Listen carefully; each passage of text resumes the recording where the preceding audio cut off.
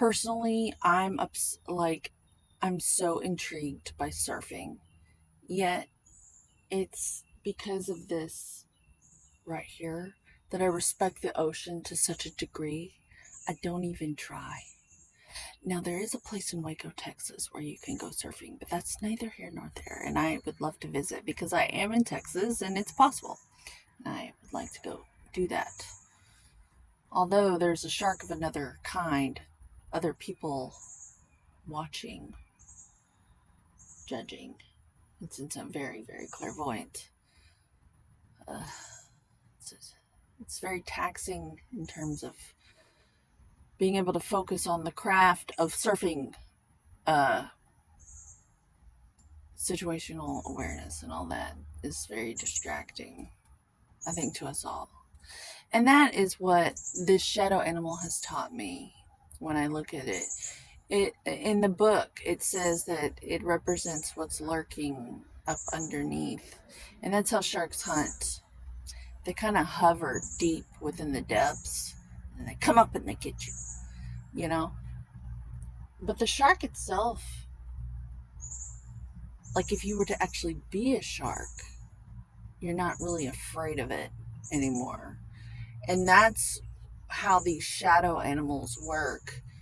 My other one was a crocodile or alligator. It's turned into an alligator for me. But for the longest time, that was one of my shadows. But I faced it and I understood why, how it was manifesting in my life.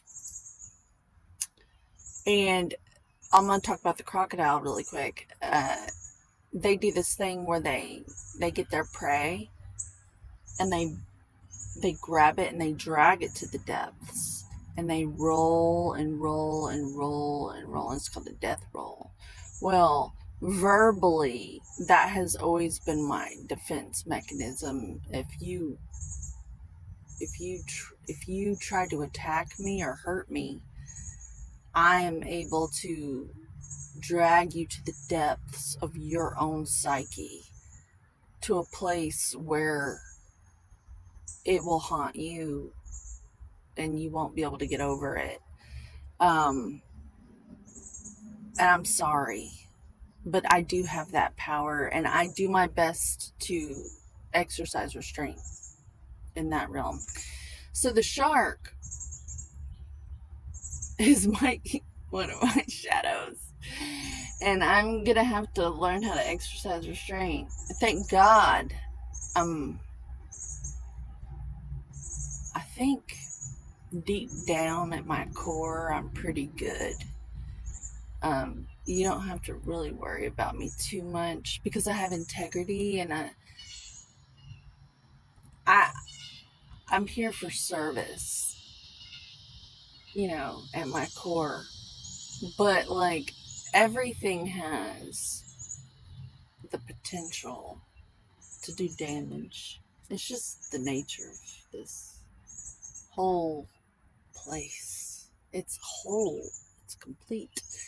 And it has other things in different spectrums, if you know what I'm saying.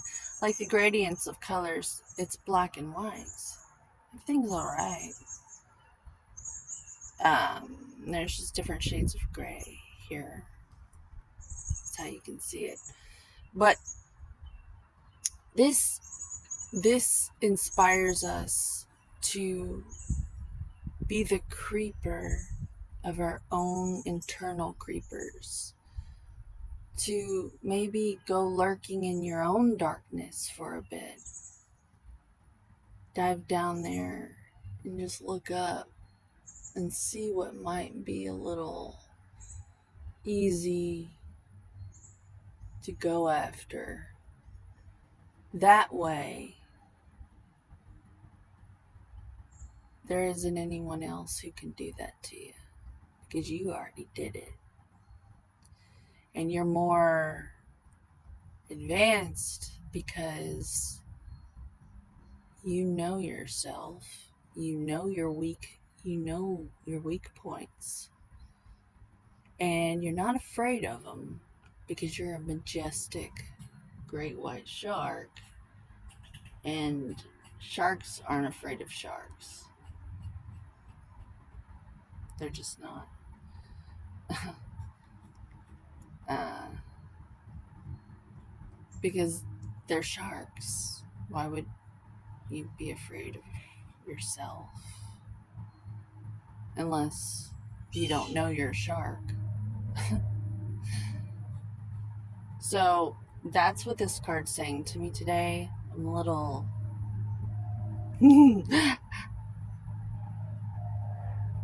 whatever that word is. Energy. You feel it. It's just something you feel. I don't have the correct term. Wily. This time the coyote isn't even after the roadrunner. Like, the coyote doesn't give a fuck about the roadrunner. Just, yeah.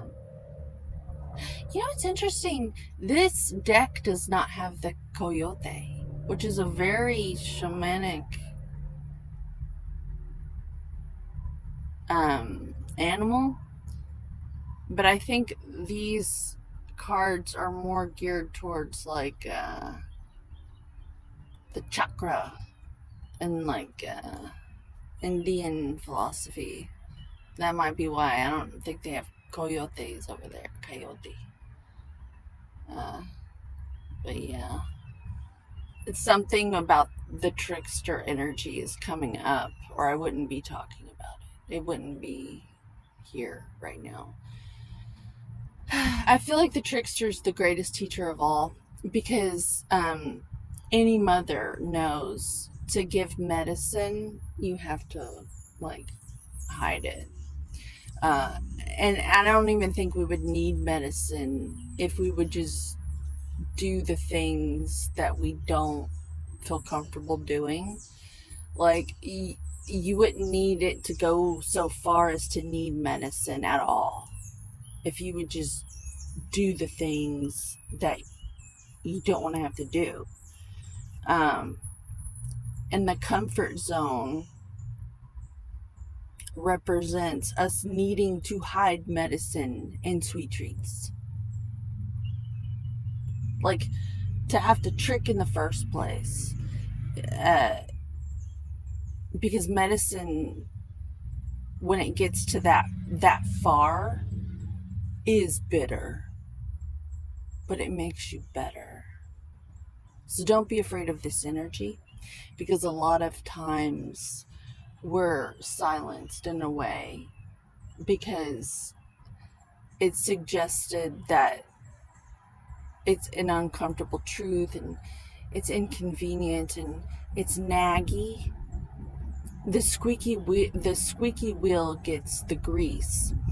And so when people abuse that and get on disability to make money, or they just do all this stuff as like loopholes to remain weak. We need to become the squeaky wheel that complains to these energies in the world, these lazy, sloppy, like a coach or something. Like, we need to be the squeaky wheel. Divine nagging in a Virgo. I can see like a canary in a coal mine. We need to deal with this annoying Virgo stuff. Like, people traditionally shy away from that energy. And that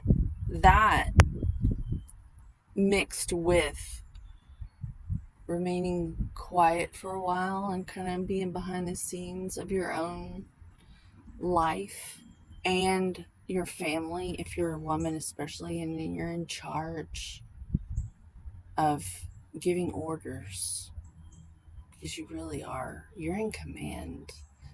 You're not the head of the house, you're the legs. And people don't get anywhere without the legs. You know? So, I mean, that's where you put your boots. You put your boots on the legs.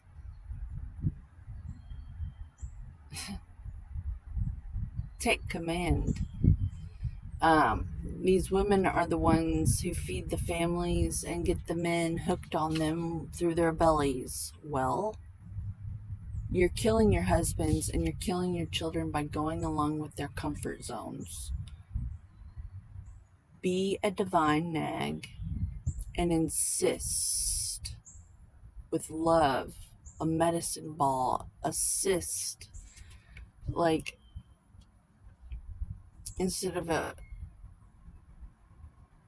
growth type cyst.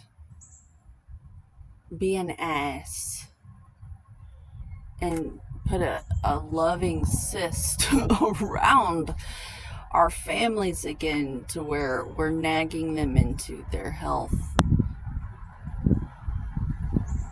And trick them if you must with your sweetness.